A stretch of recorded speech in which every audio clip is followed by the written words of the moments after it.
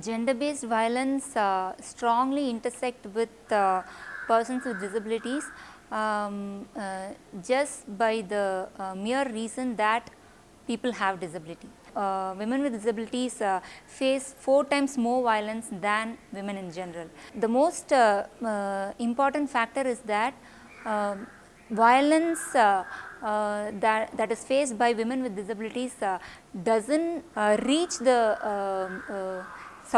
service providers, or it has not been seen out in the public.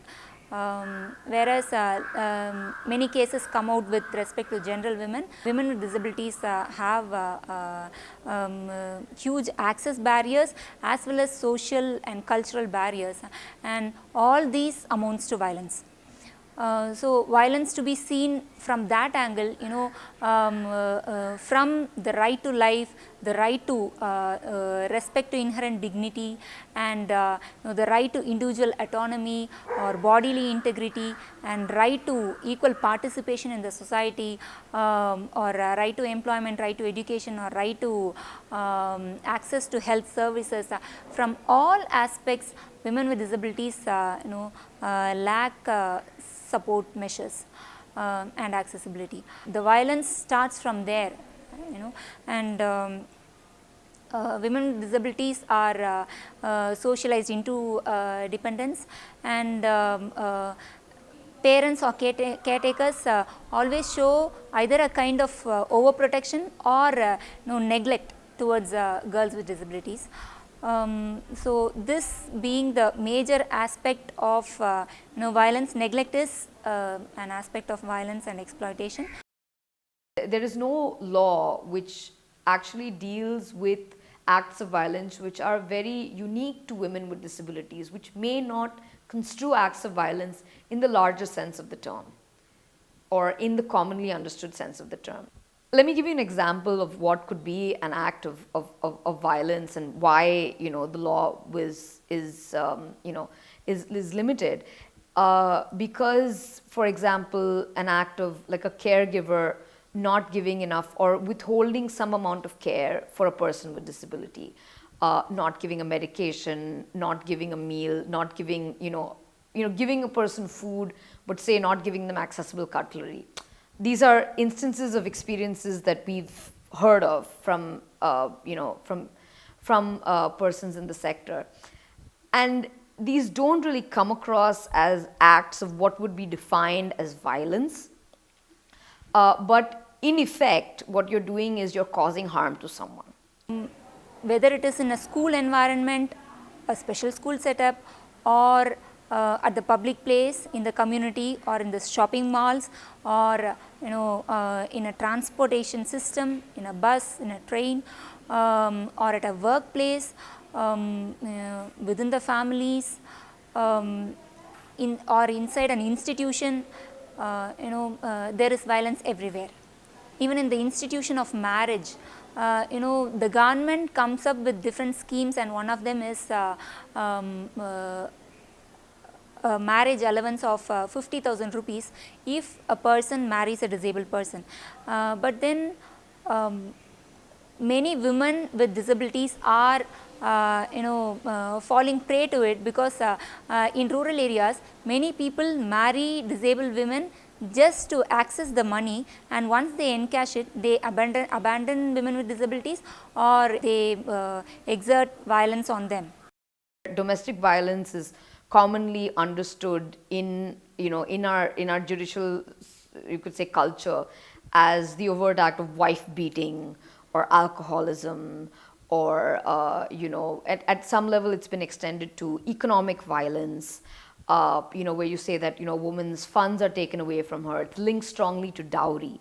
With women with disabilities, often dowry may not be a concern, but it may be something very subtle, like if you have government grants being given for women with disabilities, because a lot of women with disabilities are not allowed to hold bank accounts on their own because the law prohibits them from doing so.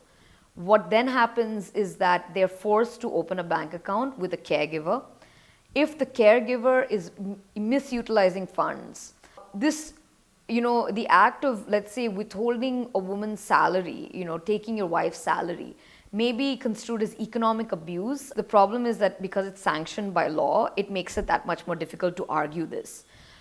Courts will ask you, well, how is she supposed to operate an account in that case? The other resounding sort of approach of the judiciary is that when a person is a caregiver for a person with disability, they're doing society a favor, hence they should be cut some slack.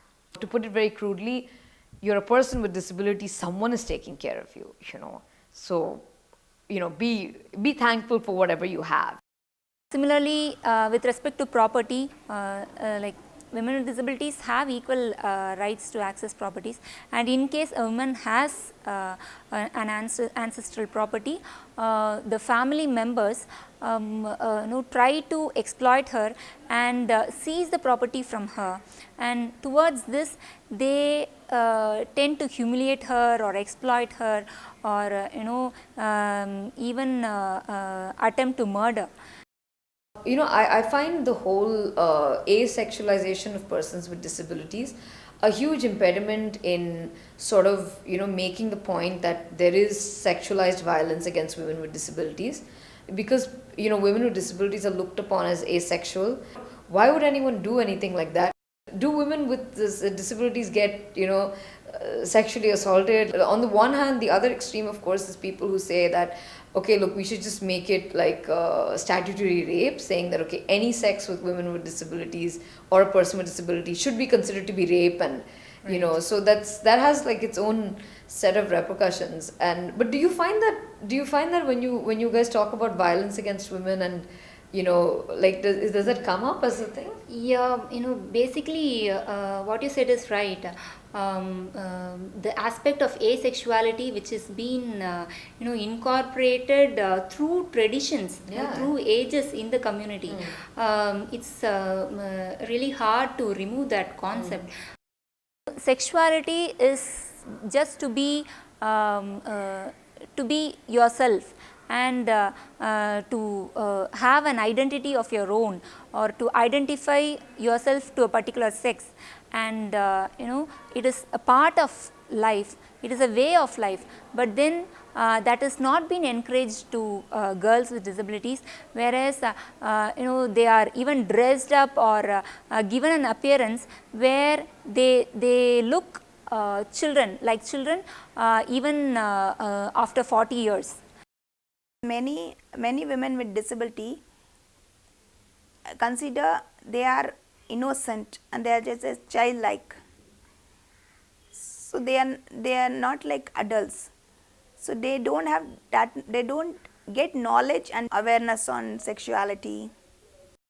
So this kind of asexuality concept is set in the community, and women with disabilities are basically looked at as passive beneficiaries of charity. So nobody would think that there is a vulnerability and there is a possibility that some kind of violence can happen to a girl or a woman with disability. So when we look at laws relating to violence against women with disabilities, I'd first start with the general law that applies across the population with regard to violence, which is the Indian Penal Code. The limitation of the Indian Penal Code is that it is, it covers overt acts of violence, and it is, it covers more physical assault more than, acts which could construe violent acts against women with disabilities, but it doesn't really fall within the commonly understood framework of what is violence. One of the sections which possibly could come into play is if, a woman is married, a woman with disability is married, and she's being, subject to abuse by her spouse or her spouse's family members. In that case, Section 498A would apply, but again the problem is that Section 498A has two tests. One is that the violence which is meted out, or the cruelty which is meted out, is on account of a dowry demand, which may or may not be the case in every situation. It's also very difficult to prove. Second is in the event that it is that there is like the cruelty is of such a nature that it would drive a woman to suicide. But the problem is that that's a subjective test, and because the framework is very chauvinistic, it's very ableist, sometimes these contentions will not hold water in a court of law.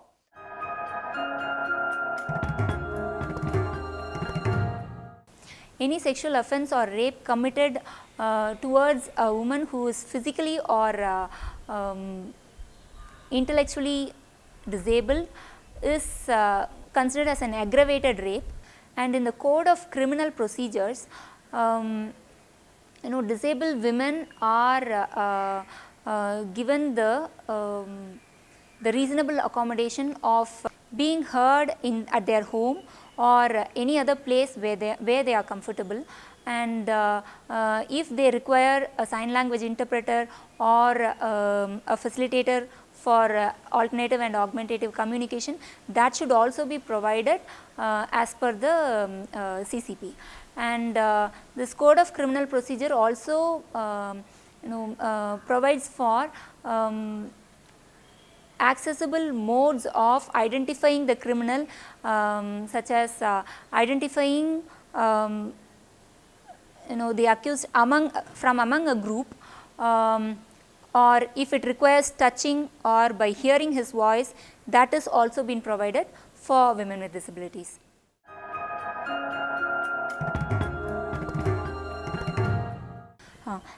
In the Indian Evidence Act, women who have hearing and speech impairment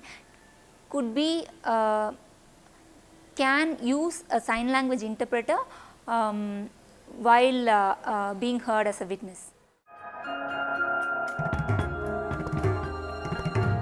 Section 498A has had its limitations for the general population as well, which is why this led to the Protection of Women from Domestic Violence Act, which was enacted in 2005. Under the act, there have been a protection officer has been appointed. You go before a magistrate. Acts of domestic violence are not typically do not result in a criminal conviction, unlike 498A. So you can't send your abuser to jail, but you can get benefits like a protection order, you can get a residence order, you can get maintenance, etc. The problem with the Domestic Violence Act with regard to women with disabilities is that when I read the definition of domestic violence under the act, again I find it to be limited to the experience of the able-bodied woman and not of a woman with disability. The Domestic Violence Act doesn't speak about women with disabilities specifically. Though these provisions are also affecting women with disabilities, the information doesn't reach the women with disabilities.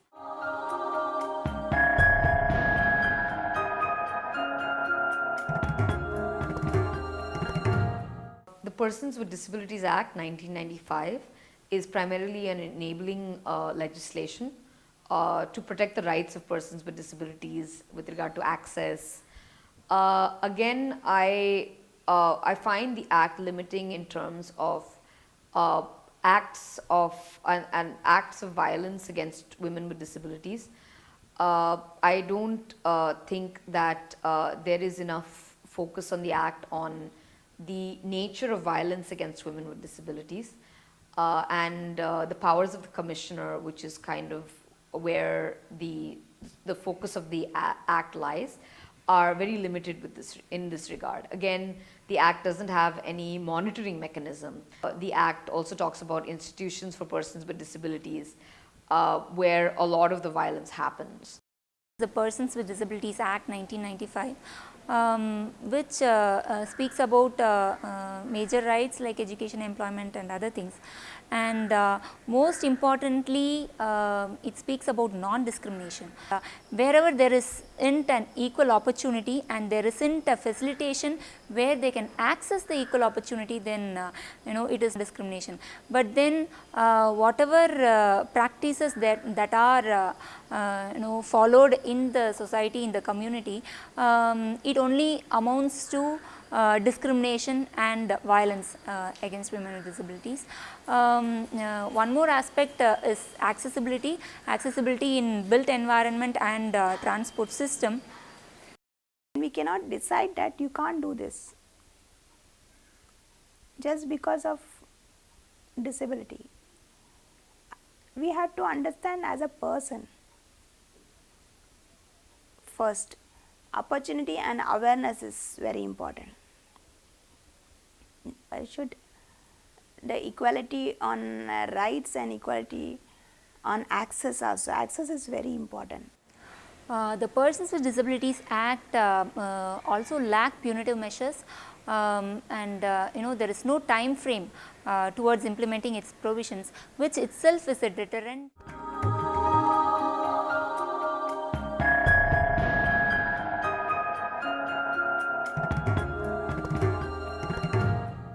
The fourth is the Rehabilitation Council of India Act, and that mainly deals with the training and other structures with regard to persons with disabilities. But that doesn't really concern acts of violence. This act generally caters to training and monitoring professionals who work with persons with disabilities, and they maintain a registry, and they also inspect NGOs working with persons with disabilities. They come up with guidelines and schedule that should be followed for an organization or a professional to be recognized with the RCI. And here again they don't mention the rights of persons with disabilities.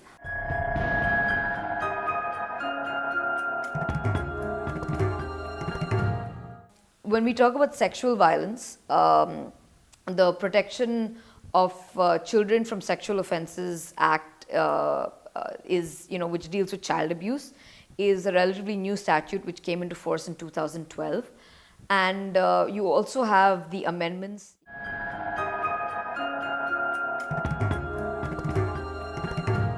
From the other end of the asexuality angle, actually, I just suddenly recollected that, that also the issue of that hypersexuality thing comes in. Like, it came up most recently with that Asaram Babu case where it said that, she's got a mental illness which, which sort of attracts her to men or something on those lines. And I think that was a concern even during Justice Verma recommendations as well, that, that women with, when they talked about making the accused can also be gender neutral, like now the victim is gender neutral, but whether the accused should be gender neutral, a lot of, disability activists were saying that no, it will lead to, because, women with disabilities, a lot of them are considered to be hypersexed. So a lot of abusers target them because they think that they want a certain kind of conduct which they may not want.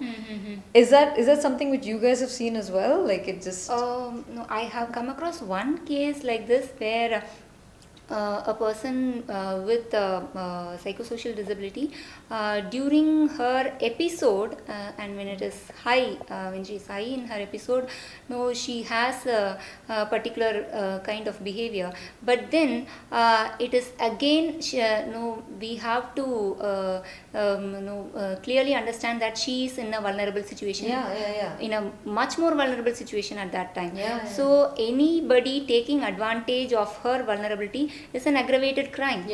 And I think that is how it has been looked at with respect to the Protection of Children with the Sexual Offences Act, and I think even with the Indian Penal Code also.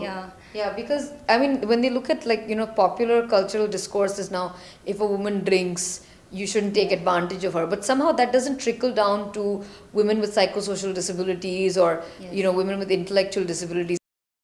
The United Nations Convention on the Rights of Persons with Disabilities is the latest convention on persons with disabilities that has been adopted by the UN and is signed and ratified by India in 2007.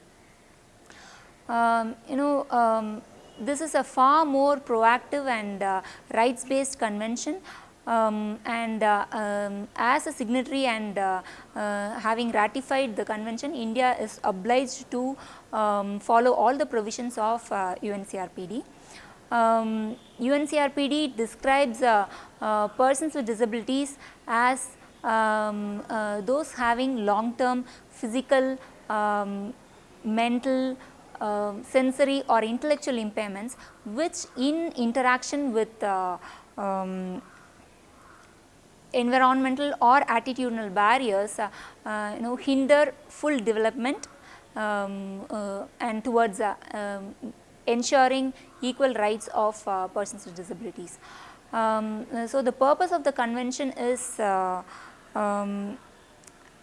to promote, protect and ensure all fundamental rights and all human rights and fundamental freedoms for persons with disabilities on an equal basis with others. The UNCRPD lists out certain definitions which is actually first time in the legal scenario. That is, it speaks about communication and which is mentioned as any spoken or non-spoken language, braille text or a tactile text or a plain text, large print, accessible multimedia, human reader, alternative and augmentative means and modes of communication, and any other non-spoken form of language as communication, which facilitates a person to communicate. And even while referring to language, it recognizes sign language as language. UNCRPD describes reasonable accommodation as appropriate modification or adjustment required by a person in a particular case, so that he can be ensured all human rights and fundamental freedoms on an equal basis with others, and he could participate effectively in the community.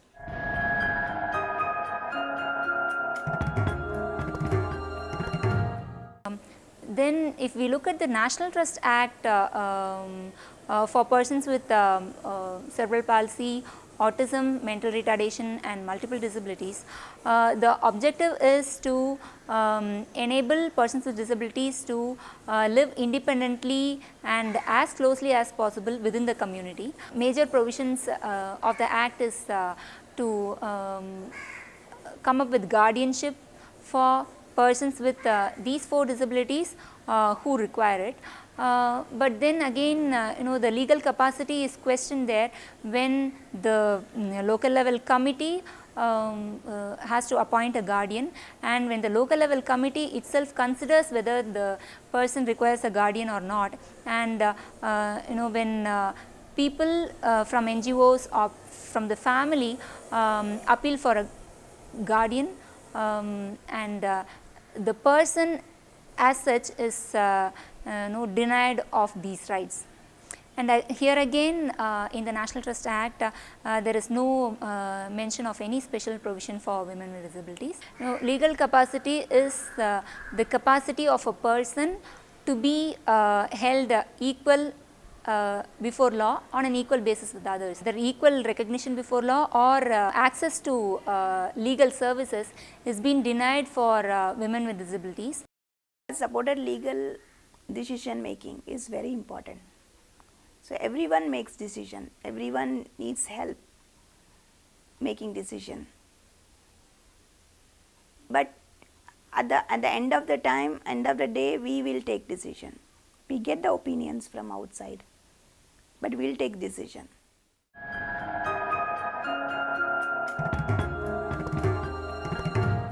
I've read reports which have come out for a lot of European countries, and they've highlighted the fact that laws have not been amended, legal capacity is not granted, but we have no such option before us, and that's sad. Yeah, absolutely. And so who if you look at the most marginalized even among women with disabilities, we can take for example women who have difficulty in communicating in the prototypical way, like in the spoken language, and people who require alternative and augmentative means and modes of communication. If any take for example a child, a girl with a girl who is an AAC user, in her chart, what do? We give very basic information in their chart. Yeah. We don't even educate them on the different organs of the body, Yeah. what it is called, Yeah. and the names or certain acts. Yes, we yes, we yes. don't introduce them through the chart or Yes, through yes, the yes, yes. the communication modes. And how can we expect the child when while undergoing a violence would be able to communicate in the way that we require? I actually read about a case where I think it was in Australia that the accused was acquitted because the girl did not have that word for sexual intercourse on her thing, and she couldn't make a statement that there was sexual intercourse. She had to use some other term which may or may not have been, which was hurt or assault, and that term was not there, so that went in favor of the accused. Whose fault is it, right? Absolutely, absolutely. So for the law is providing rights for every last person with disability, but then it is not been implemented, or it is not been interpreted and taken measures in the appropriate way, and the reasonable accommodations are not met. There should be an immediate effort from the government's part to look at the reasonable accommodation aspect of women with disabilities. With respect to the Termination of Medical Pregnancy Act, it speaks about terminating pregnancy within 12 weeks of becoming pregnant, with the consent of the concerned woman, and in case of a threat to the life of the mother, this period is extended to 20 weeks, or if there is a situation where the child is going to be severely disabled. Though the Act mentions that the medical termination of pregnancy should be carried out with the consent of the mother, in case of an unsound person, it just requires the consent of the guardian and not the person herself. So this is again derogatory to the rights of persons with psychosocial and intellectual disabilities. Women with disabilities and girls with disabilities also face forced or involuntary sterilization in families as well as in the institutions. Parents themselves opt for it as they find it difficult to maintain their menstrual hygiene, and at the community it is looked at as a measure to prevent unwanted pregnancy. By adopting this method, the women or girls with disabilities face lot of health issues, as well as it paves way for more sexual abuse. The current Mental Health Act 1987, it speaks about various guidelines that a psychiatric nursing home or a psychiatric hospital should follow, and the professionals should be fit in, and also certain guidelines on admission of a person, discharge or detention or leave of absence. And it does not speak much about the rights of people who live in the institution. There are district and state mental health authorities appointed under this act, and if you look at the punitive measures, they are very meager. There is an immediate requirement of amendment of laws. There are a lot of Indian laws which have derogatory terms against persons with disabilities, especially persons with psychosocial disabilities. And though India is a signatory and has ratified a convention for rights of persons with disabilities in 2007, India has not made any effort to amend the laws in lines with UNCRPD. Also, India has not ratified the optional protocol, so there is no monitoring mechanism. The other tragedy is that, and this has been the opinion of many women with disabilities, that the feminist movement in India has fallen short when it comes to considering the needs of women with disabilities in India. And so it is women with disabilities or women working in the disabilities movement who really are taking, sort of a stronger standpoint on addressing the unique issues with regard to violence against women with disabilities. And that's something that we looked at actively when we responded to the Justice Verma call for comments. There are organizations all over the country. I've seen the documented work of HRLN, which is a human rights law network, been very proactive in taking up issues with regard to abuse, especially within institutions, and bringing things to light. All the non-governmental or civil society with regard to persons with disabilities is very active, and they've made a lot of efforts in places, even in Chennai for that matter, to highlight instances of abuse. The problem is that the social structure that one is dependent on, it's very difficult to reconcile that. If a woman with a disability is, well, it's like this: women without disabilities are in a house, and when you complain about an abusive relationship, everyone's question is, why don't you just walk out? That's not really an option for women with disabilities. If you make a complaint against your abuser, where are you going to go? I mean, there are institutions which provide like halfway homes or places to stay, but is there really that empowerment enough to say that, look, I can live on my own? I'm going to go to my protection officer under the Domestic Violence Act and get a restraining order. That's the difficulty. I mean, I don't think that we've moved in law from beyond the charity model to the empowerment model of persons with disabilities. Right now, the governmental approach is, we'll give grants, we'll give you monetary assistance, but empowerment, I'm not entirely sure if that's really, because only then can you really say that, okay, women being subject to acts of violence can really take a stand. Because right now the big question is, then what? Basically when a person comes to know about his or her human rights and knows that she has all these rights and it has to be provided to her, that is the first step of empowerment. She gains confidence and is ready to approach service providers if there is a denial, and also looks at what next in life. Vidyasagar conducts a lot of sensitization programs for women with disabilities and for persons with disabilities in general in the community and also the public in large. We sensitize them on the rights of persons with disabilities and the rights of women in general and women with disabilities, and also on sexuality and reproductive health care and reproductive and sexual rights. We had a workshop in 2012, December 1st and 2nd, which gives awareness to the disabled people, and as well as we can advocate other person with disability.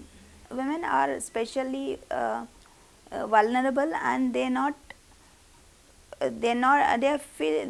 feel shy to talk about all these things within the family, within the friends. So these workshops, we spoke openly and we shared everything, which is really helped to realize and to what are the situation comes, what are the problem comes, how to deal it, and what are the safety measures. Many women with disability, they are at home and they don't know anything. So we should have this kind of workshop and this kind of education. So we are also in the process of conducting a training program on the parliamentary setup. So in this training program, we are going to give an experiential learning of the parliamentary setup or the state legislative assembly, and how issues are taken up in a specific format in inside the parliament or the legislative assembly, and it would also help them to take up issues with their local MLAs and MPs in the specific format, so that the issue would be definitely taken up in the Legislative Assembly or the Parliament. The women's movement is also planning towards conducting a model alternative state legislative assembly, women's legislative assembly, in which we are looking at including women with disabilities as speakers. So we would be training them towards that also. We are also part of the sensitization programs for children with disabilities on violence and abuse. We work closely with Tulir, an organization that works on child sexual abuse. We have come up with information material in accessible formats towards sensitizing a child. We also enlighten women with disabilities on their legal capacity and on their right to decision making, to be part of decision making setup in the government as well as at the community level. We conduct awareness programs to the public at large on the rights of persons with disabilities and women with disabilities, and take across the perspectives, human rights perspectives of persons with disabilities towards an attitudinal change from the charity approach to the human rights approach. Typically when they look at trying to amend laws, they want to include like a provision which says, yes, if you sexually assault or rape a woman with disabilities, there will be a higher offense. So, while raping a woman with disabilities is 7 years imprisonment, we'll extend if you rape a woman with disabilities to 10 years, which is fine, except that with regard to women with disabilities, these cases often don't even come up. They don't even get registered. When they get registered, the evidence falls short simply because there's no way of understanding her evidence. They're not considered to be competent witnesses under the law. In fact, till this year, they were collectively referred to as dumb witnesses, and it was only after, we put in recommendations that it was changed to witnesses with disabilities and enabling provisions for them to, depose with the help of a special educator or with, accessible, with someone who could help their voice to be heard in an effective manner. I'm a woman with disability, but I have to break the stereotype. Breaking the stereotype is very important. I hope I'm seeing that a lot of things going to be changed in future.